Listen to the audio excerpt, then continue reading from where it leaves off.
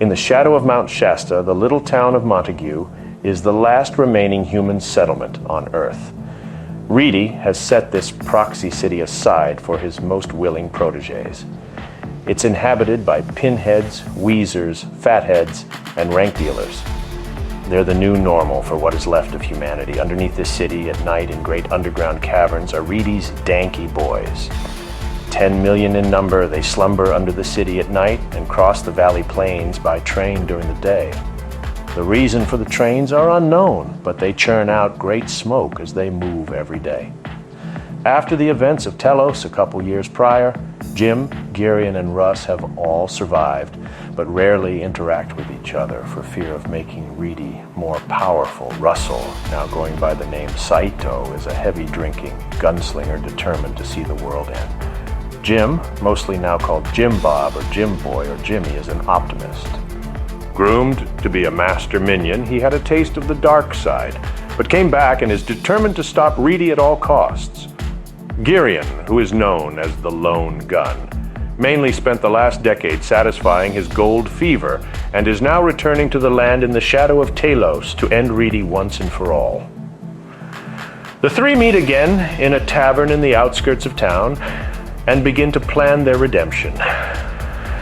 As they talk, we skip through time and see a dusty, long road, and a car driving from the distance into the foreground. Girion, drinking and daydreaming, mentions that he saw a world destroyed.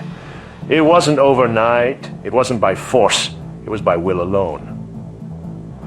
Then a huge steam train blasts past on the horizon with masses of smoke coming out. It's attached to uncountable numbers of rail cars that are all filled with Reedy's Danky boys.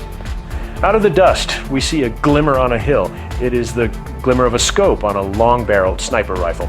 Russell replies, telling us that there never was hope, and it was always going to end this way. Every last one needs to... And before he can finish, we see a finger on a trigger with the boom of the round from the gun. Off in the distance, the steam train billows steam out the new hole in the side of the engine. It makes a god-awful wailing whoa sound as it slowly comes to a halt. Finally, a modified Nissan Sentra comes rolling down the side of the hill. It looks like explosives are on the hood. It reaches the train. Boom. We see a huge explosion of the engine and the cars. Bodies fly everywhere. We see one half-exploded Danky boy crawling away. A revolver comes up into frame. Jim tells us that what was lost is not gone. We'll reclaim the night before the dawn. This is all viewed from binoculars held by Girion in his car. He is looking from a distance off at Jim as he fires the shot from the revolver and Russell on overwatch with his sniper rifle on the hill above.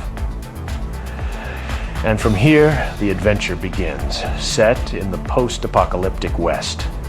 Is this the final time they will have to battle Reedy?